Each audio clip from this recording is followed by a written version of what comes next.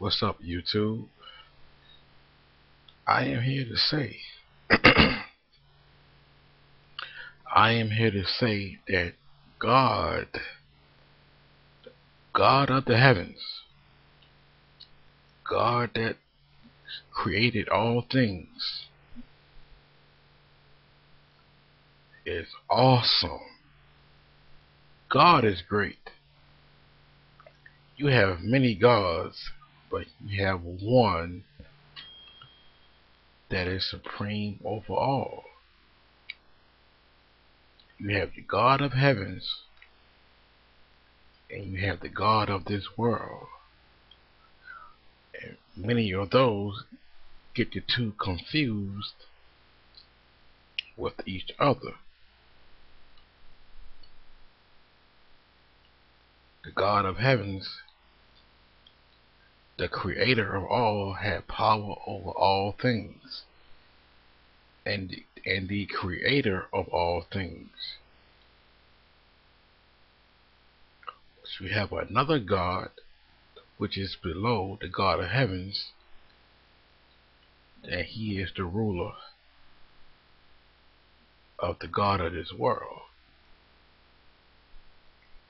which is the devil.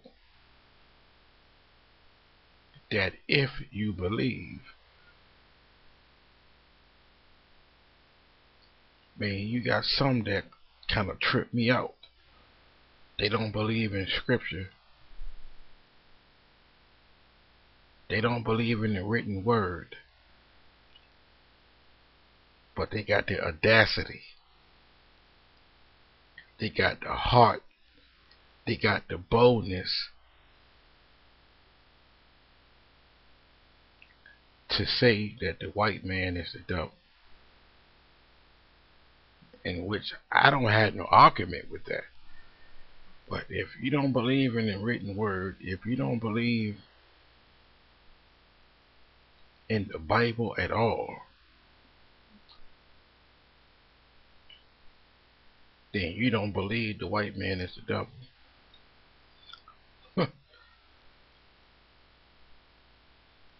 I would repeat that. If you don't believe in the written word, if you don't believe in the God of heavens,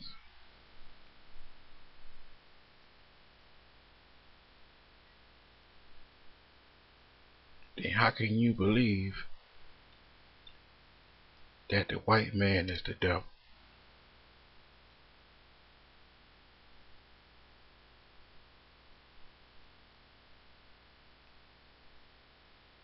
I guess some shaking their head or scratching their head right about now. Like, what the hell are he talking about?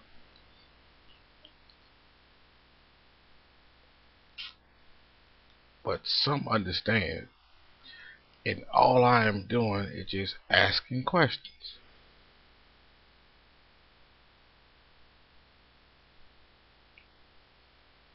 Because some don't believe in the written word.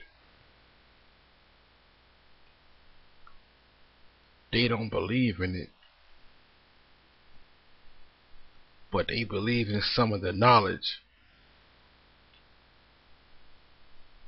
of what's written in this book called the Holy Bible.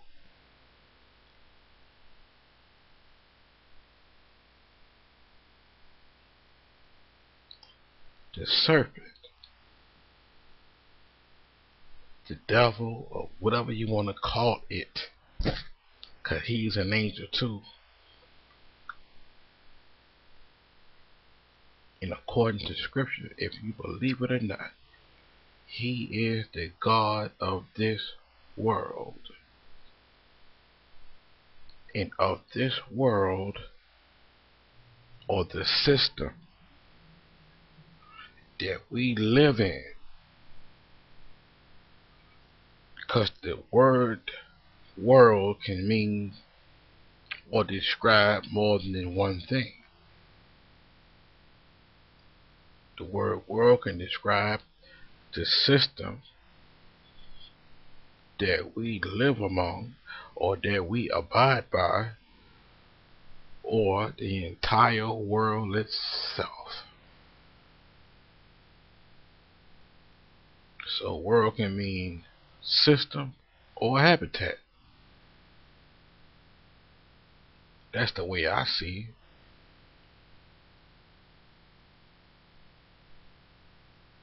But according to the system that we abide by, the God of this world is the ruler of it. And the God of this world, according to scripture,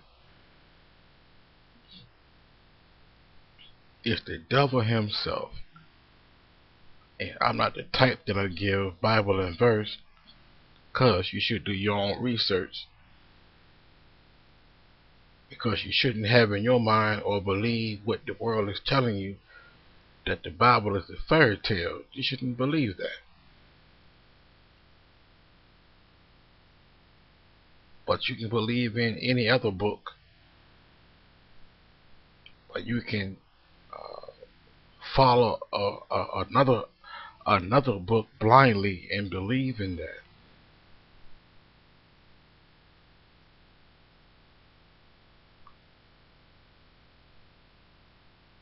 It's like you got some Negroes today that hate on Abraham Lincoln. If it wasn't for Abraham Lincoln, we wouldn't be free today. But you got some stiff-necked, hard-headed, uh, cold-hearted Negroes that call this man all kinds of names. He was a racist, or he didn't mean it. He freed the slaves because of the Union. How did you know that? Were you born back then? Were you born back then to make that judgment call?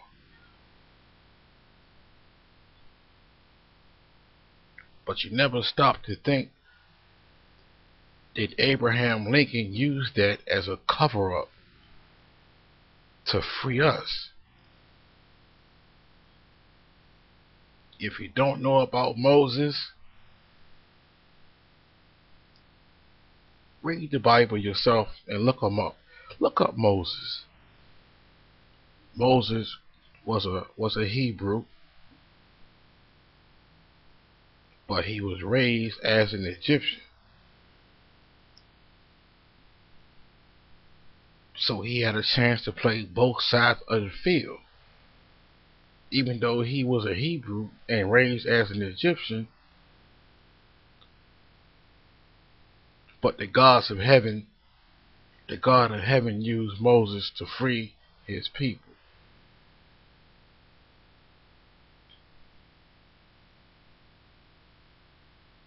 And once God used Moses to free his people, they did the same thing to Moses.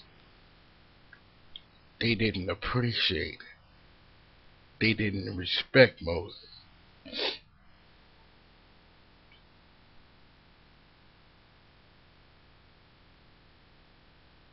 Because the Hebrew slaves was weak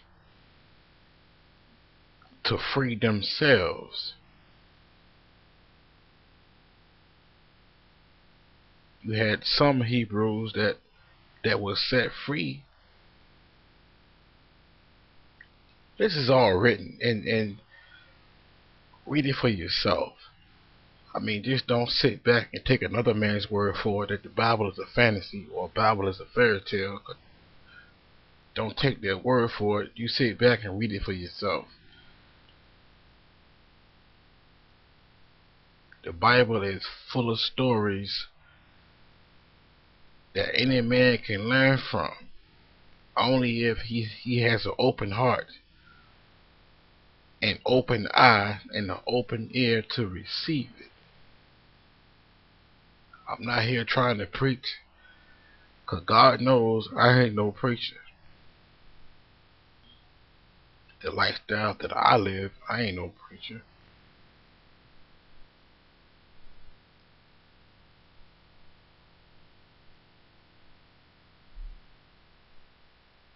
The Hebrews, they were slaves under Pharaoh, And God put them there for a reason.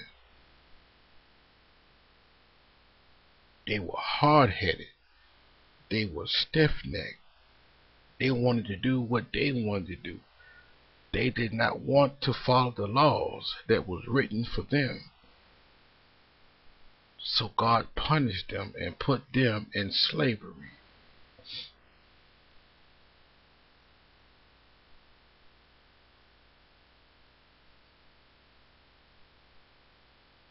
And out of all the years that they was in slavery, crying out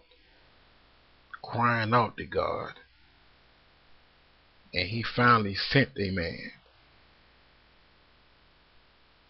that He used to free them, and they complained, and they murmured.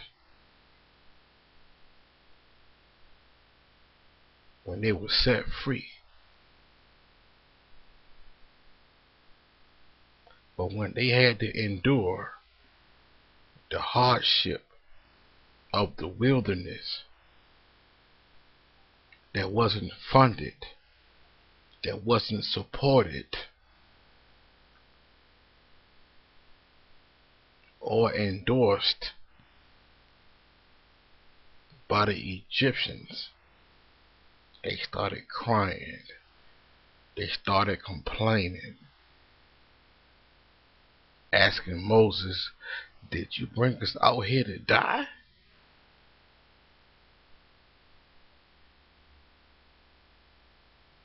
They were ungrateful. God used His mighty hand to deliver them out of bondage, out of hardship, and they did not appreciate it. They talked bad about Moses. I know they did. Because they talk bad about Abraham Lincoln to this day. They talk bad about this man.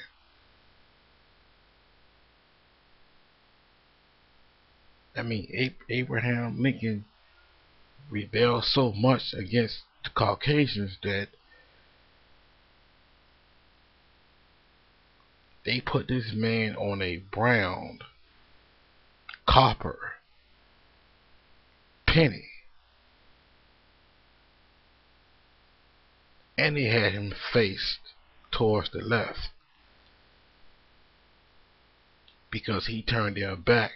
Oh, he turned his back on them. And that's the way that they got him on a penny. And it's copper.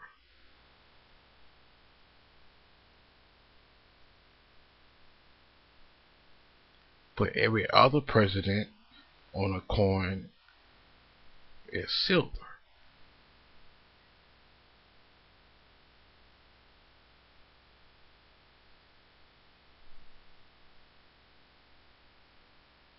I mean, I see Abraham Lincoln as I see Moses.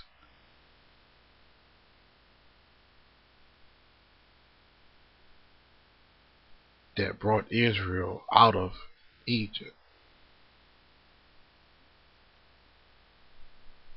We don't know what Abraham Lincoln promised the slaves. We don't know that. But Abraham Lincoln was killed for a reason. The Caucasians murdered that man. And I believe before the promise was fulfilled, they killed him.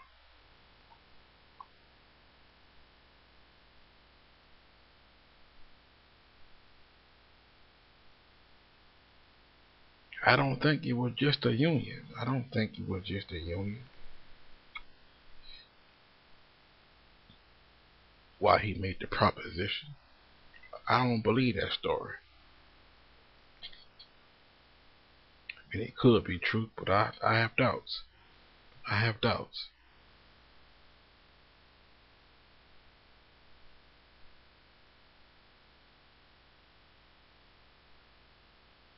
And if the slaves rebelled against Moses after they were freed, in Bible times, in old times, or golden times, I can imagine they rebelled against Lincoln too. In his time, Moses was killed because the people rebelled. Moses didn't get a chance to see the promised land because God took him away because of the people.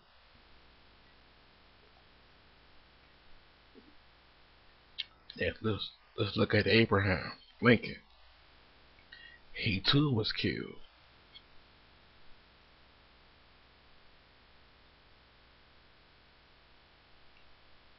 And ain't no telling what he promised the slaves or our ancestors. It ain't no telling what he promised them when he freed them, because he was killed also. But you got these Negroes today that don't appreciate that. You got Negroes today that don't appreciate their freedom. They don't appreciate the freedom that they have. And it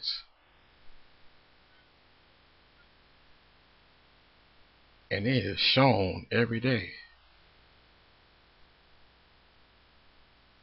We abuse our freedom. And when I say we, it includes myself and everybody else that's a Negro in America. We abuse it. We take it for granted. For the right dollar, we would mock our own ancestors' pain and misery and suffering for us to get ahead.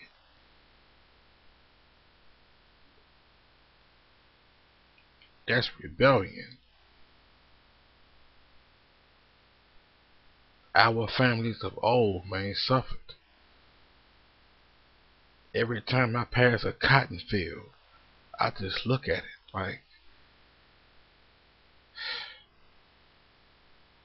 thoughts just run across my mind, man, when I see a cotton field.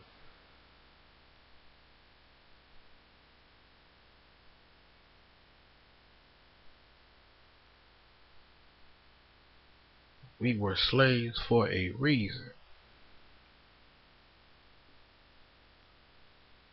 When I look at the story of Adam and Eve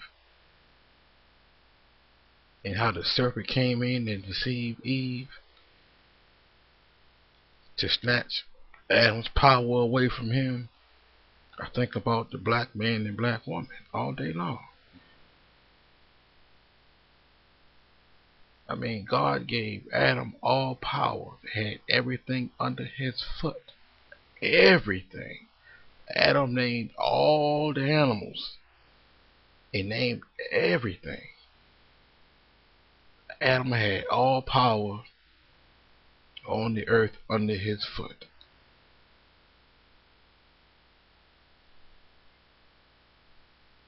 And the serpent or the fallen angel could not take that.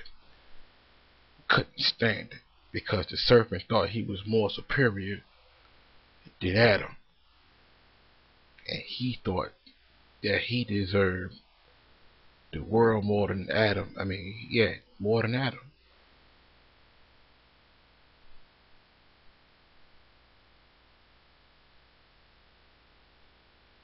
So he got cast down to earth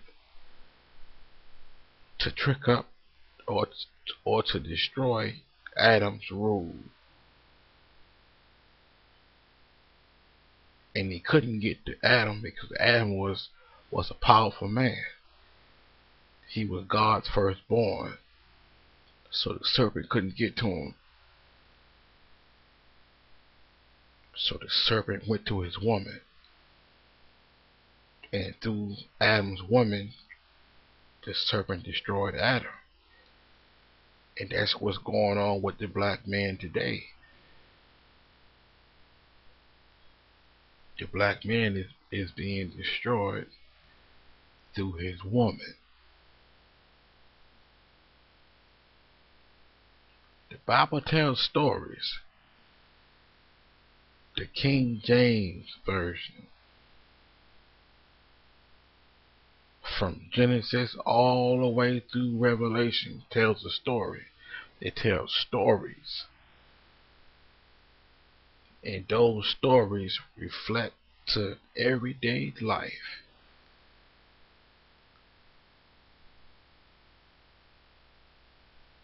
And as I said before, if you believe that the Bible is a fairy tale or fantasies or whatever you want to call it, to dismiss the truth, then what are you living? A fantasy, a fairy tale.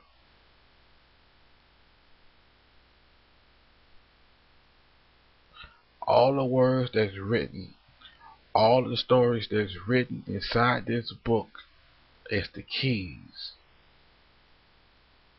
the power that all we need as a lost people to defeat our enemy.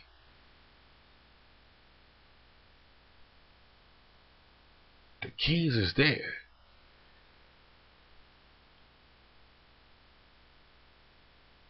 God gave his law, his written law, how to defeat your enemy.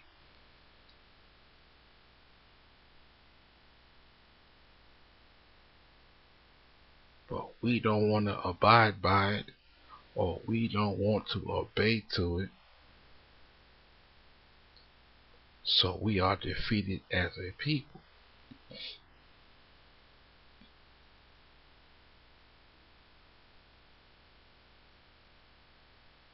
We don't want to obey what's written.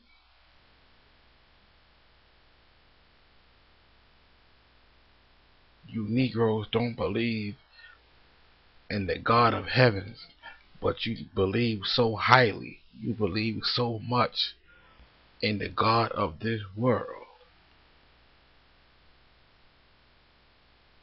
You believe, or we believe in the one that brought us here in chains and gave us his names.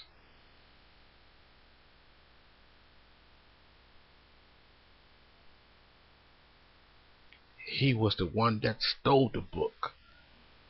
He stole the secrets and had it translated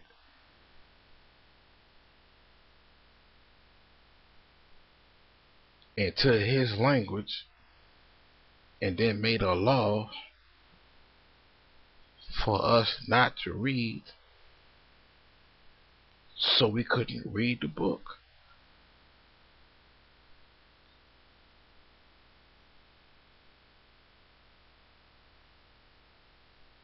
The Bible is life. It's words, all words written about life and about life that we live today. The Bible is the key to open the door to life.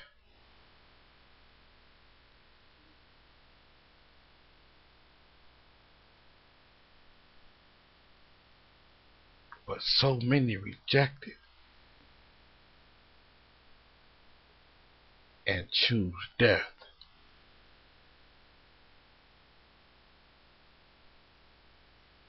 And that's what the children of Israel did.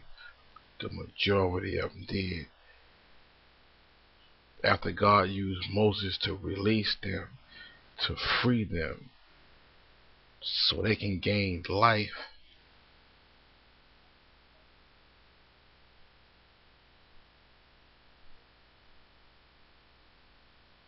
but they wanted to go back into bondage, just like the Negroes today.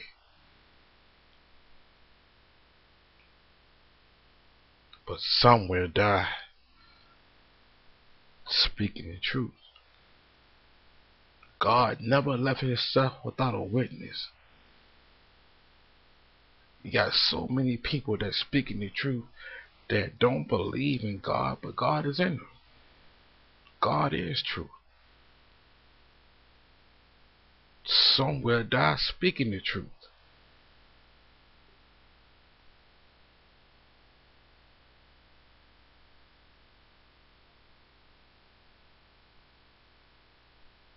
And you got so many churches that's polluting the truth. They don't tell all the truth. They want to teach that Jesus was a humble man. Yeah, he was. When it was time for him to die, he humbled himself. But Jesus was a rebellious man. He was a rebellious man against a oppressive system. Jesus was rebellious against the system. And he did not always hold his peace, because he spoke the truth. But when he knew that it was time for him to die, he humbled himself.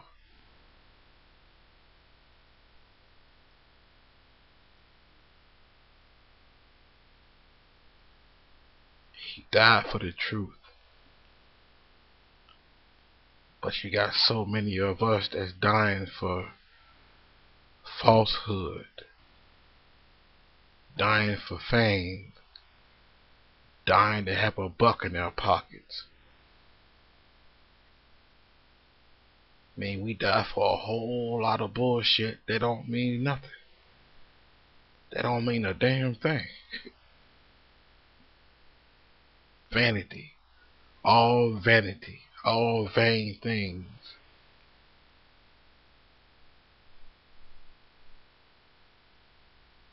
How many Negroes would die for the truth? Only a few. A narrow road. But how many Negroes would sacrifice their life for a penny, for $1, a whole lot? And that's the broad way.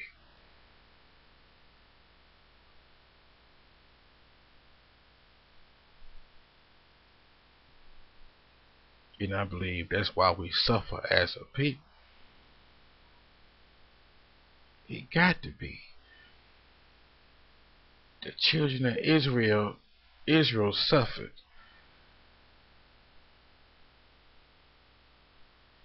When they didn't walk in the path of righteousness, they suffered. But when they walked in the path of unrighteousness, they suffered.